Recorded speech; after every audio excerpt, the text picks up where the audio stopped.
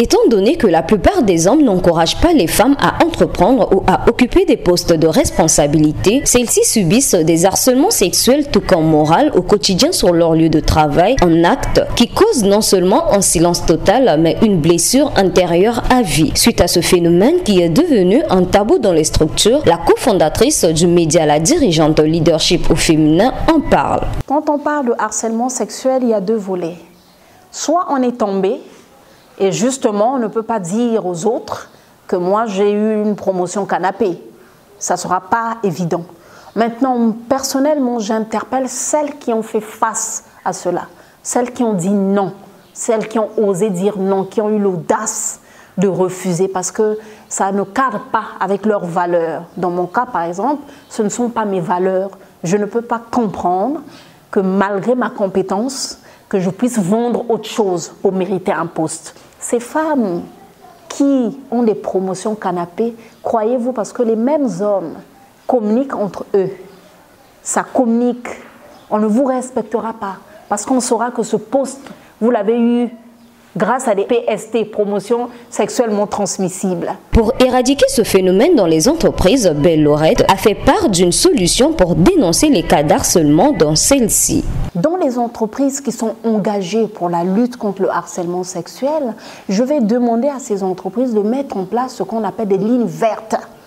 Ce sont des lignes qui sont mises en place pour dénoncer les cas de harcèlement. Et je rappelle que ces lignes doivent être anonymes. C'est-à-dire, si c'est la secrétaire du DG qui gère cette ligne, croyez-moi, tout le monde ne va pas passer par la secrétaire pour dénoncer.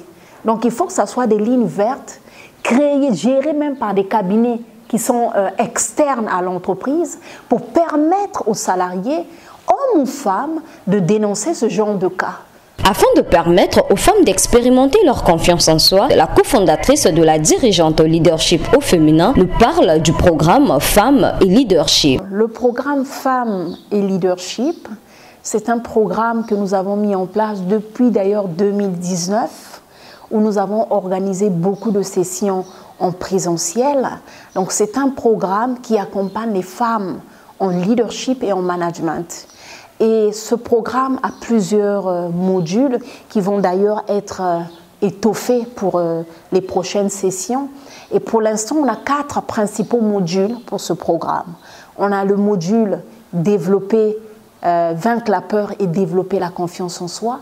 Parce qu'on sait qu'aujourd'hui, il y a l'un des freins, on a parlé du harcèlement, mais il y a aussi un frein à la carrière des femmes, c'est le manque de confiance en soi. La femme n'est pas la seule à subir les harcèlements sexuels ou moraux sur le lieu du travail, signalant que, de nos jours, même les hommes en subissent au quotidien mais par peur et honte préfèrent se taire. Pour ce fait, une victime d'harcèlement dans le milieu professionnel finit par faire une dépression qui engendra un suicide. Il est demandé aux dirigeants d'ouvrir une ligne verte anonyme pour permettre aux victimes de dénoncer ces actes cruels et intolérables.